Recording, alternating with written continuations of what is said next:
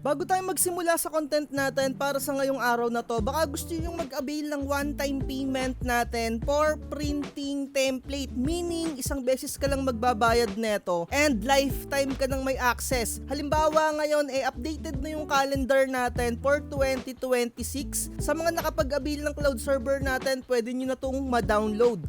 At kung dumating na yung 2027, free nyo na lang na makukuha yung updated na calendar and yung mga ina-upload kong mga bagong template dito, free nyo na lang din makukuha dahil nga binayaran nyo na yon for only one-time payment. Message lang kayo sa ating Facebook page kung gusto nyo mag-avail neto. Available din dito yung mga Adobe Photoshop or kung ano-anong mga editing tool. Anyway, simulan na natin yung content natin para sa ngayong araw na to. Eto nga, may nag-message sa akin sa Facebook page natin. Sabi niya dito, tinatanong niya kung pwede ba daw i-duplicate yung Epson 382 na drivers dahil nga daw meron siyang printer na dalawa, Epson 3210 at Epson 5290. Sa mga hindi nakakaalam, yung dalawang printer na yan pwedeng mag-borderless. Pero magda-download ka ng kani-kanilang software or yung tinatawag na bypass or yung mag-i-install ka nga ng Epson 382 and pwede mo na siyang ma-borderless. Ganun nga yung gagawin niya and isang laptop nga lang daw yung kanyang gamit. Gusto niya daw sana maging borderless pareho. So ang magiging topic natin dito, nabasa nyo naman na siguro yung ating title, isang computer and multiple printer or sabihin na natin na multiple printer with same model. Tuturuan ko kayo kung paano gagawin yan. And syempre, unang-una ninyong gagawin, pumunta muna kayo sa pinaka-website ng Epson printer at i-download ninyo yung drivers na Epson 382.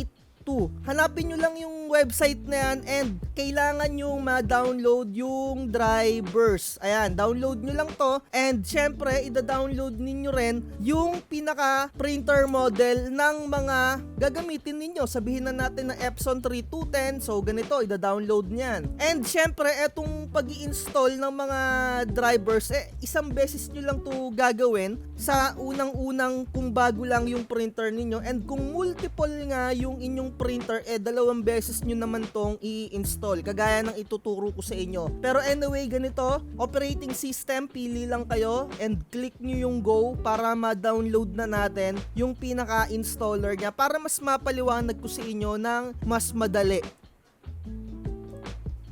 And eto na nga yung pinaka-installer, click nyo lang yung accept dyan, tapos mada-download na yan sa inyong mga computer. Ayan, start download, ayan, mabilis na. And eto na yung pinaka-installer ng ating printer. Sa mga hindi nakakaalam, no, wala na akong printer na Epson 3210 dahil na-ibenta ko na siya. Ang existing na printer ko Epson 5290. Pero anyway, ituturo ko nga talaga sa inyo. So, punta lang kayo dito sa control panel and hanapin nyo tong hardware and sounds and device and printer. Dito na kayo mapupunta. Sa mga naka Windows 10, ganyan lang kadali. Pero sa mga naka Windows 11, hanapin ninyo yung parang more options ata yon sa mga printer settings ninyo. Basta makikita nyo dapat dito. So, dito sa ating interface or dito sa monitor natin, meron tayong Epson 5. So, meron na rin tong naka-install na Epson 382. So, ayan, ganyan yung mangyayari. And syempre, magdadagdag ka halimbawa ng Epson 3210, install muna natin yung Epson 3210. Ayan, dito, wag nyong i-check yung dalawang yan. And click nyo lang yung OK. Kung mag-i-install kayo ng multiple printer, make sure na nakapatay yung mga printer ninyo. At mas maigi na hindi nakakabit yung pinaka USB cable nila or yung pinaka printer cable nila. Kasi hindi lalabas yung selection dito ng pinaka printer port. Eto, yung nakita ninyo na yon, magbabypass siya kung nakasaksak yung inyong mga cable. Dito yung pinaka-importante, click nyo yung manual and hanap lang kayo dito ng printer port na available mga tropa. So dito ang gagawin na lang natin dito tayo sa number 5. Ito yung magiging Epson 3210 natin. Kunyari lang to mga tropa. And syempre, kapag ka ikinabit na ninyo yung Epson 3210, magagamit nyo na yon mga tropa ko. Make sure lang na nakasalpak maigi dun sa pinaka-slot ng inyong mga computer. And natandaan nyo kung anong number natin siya inilagay. So, mapupunta na siya dito sa pinaka-control panel. Right-click nyo lang to and printer properties. Click nyo yung port mga tropa ko. So halimbawa meron na kayo dating naka-install na Epson 3210. Ayan, ganyan ang mangyayari, no? Nasa printer number 5 siya or USB number 5. Dito rin kayo mag-i-install ng inyong Epson 382. So ang gagawin natin dyan, halimbawa na download nyo na rin yung installer for Epson 382, double click nyo lang yan and click nyo yung setup. Kagaya ng sinabi ko dito sa setup as default printer, wag nyo siyang i-check. Agree. And eto na yung pinaka-importante, click nyo yung manual dito. So kung natatandaan nyo, printer number 5 natin siya nilagay or USB number 5. And halimbawa yan mga tropa ha, halimbawa meron na kayong existing na Epson na naka-install, hanapin nyo lang yung printer properties, tapos yung USB number nya, and dyan nyo lang pipiliin yung Epson 382 dun sa pag-install. Ganun lang yung gagawin ninyo, and make sure hindi naka-plug yung pinaka-printer ninyo. And eto naman yung mangyayari, no, dalawa na yung borderless natin. Ayan, no, meron na tayo dito and meron na tayo sa 3 to 10. Ayan, 'di ba? Ito pala.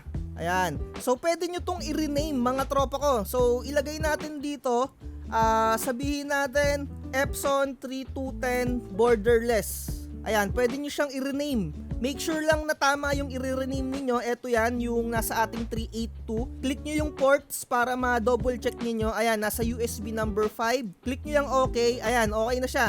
So, same na siya ng magiging port and pinalitan lang natin siya ng pangalan. Ayan, no? So, etong Epson 3210 natin, pwede nyo rin yung i-rename. Sabihin na lang natin Epson 3210 Original Die Ink. Click nyo lang yung okay. And kapag nagbukas kayo ng Word program, eto na yung mangyayari dyan. Eto yung pinaka-original na 3210 ninyo. And yung sa borderless naman, eto siya. So sana natatandaan nyo, no? So sa mga gusto naman mag-install ng multiple printer, same model, so kagaya neto meron tayong Epson 5290. Ang gagawin natin dyan, syempre i-check nyo muna kung anong number yung pinaka-port ninyo. So click natin dito, Epson 5290. So makikita natin dito, nasa number 9 siya. So i-check natin yung wala pang mga available dito or yung meron pang slot. So sabihin natin sa USB number 3. So magi-install tayo dyan sa USB number 3. So ang gagawin nyo, syempre ida-download nyo lang yung pinaka-installer ulit. So eto halimbawa hindi ninyo tinatanggal yung pinaka-cable ninyo at i-install na ninyo. Eto yung pinaka-installer. Ganito yung mangyayari dyan kapag hindi ninyo tinanggal or hindi ninyo pinatay yung pinaka-printer ninyo. Kailangan naka-turn off at nakatanggal yung pinaka-USB kasi madedetect pa rin nila yan. Ang mangyayari, ayan o, di ba, in-start natin yung pag-install, wala nang selection dito na mangyayari, paminsan, ang nangyayari na bypass. So, eto, sa ngayon, merong siyang lumabas. So, eto, pipindutin natin yung okay and select lang tayo dito ng manual. Meron talagang time na walang lumalabas dyan na selection, kaya yung iba, akala nila hindi sila nakapag-install kasi parang nababypass or parang na-overwrite yung pinaka-printer or yung pinaka-printer drivers. And pwede rin, isang beses lang kayong mag-install neto, minsan nag-automatic na nagkakaroon ng copy. Pero ganito yung ginagawa ko, no, mga tropa. So, dito sa USB number 3, dyan ko siya ilalagay. Ayan. So, meron na tayong panibagong Epson 5290. So, i-rename nyo lang yan. Pwede nyo siyang i-rename. Ayan.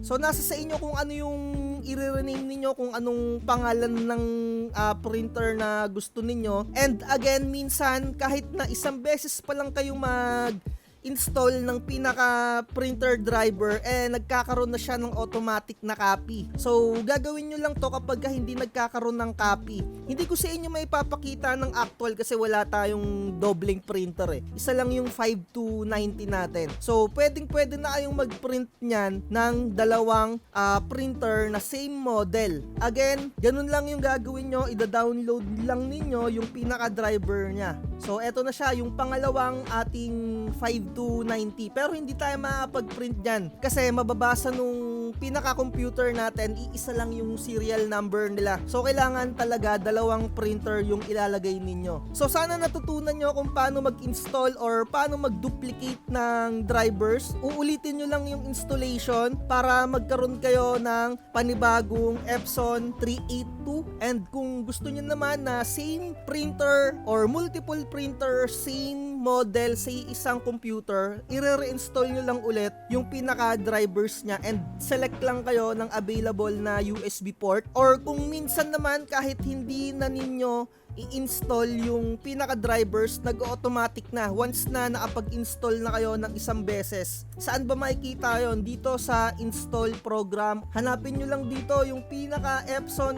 5290 ninyo. Eto, agaya neto, nakapag-install na ako ng 5290 dati. So kahit na hindi ko siya i-install, yung uulitin ko yung installation niya, magkakaroon siya ng automatic na copy. Pero may scenario rin talaga na hindi lumalabas to. Sa susunod, ipapakita ko sa inyo na maghahanap tayo ng kahit na Epson 121, kahit mga 2 piraso. Hihiramin ko dun sa tropa ko yung kanyang Epson 121 para mas maintindihan ninyo. Pero ganun lang talaga yung pag-i-install ng multiple printer sa isang computer and multiple borderless different Epson 5290 and Epson 3210. Ayan o, parehas na silang may borderless. Ito yung borderless ng 382 na for 3210, ayan, ni-rename natin, 'di ba?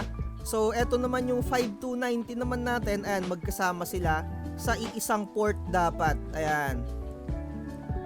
Sa number 9 siya.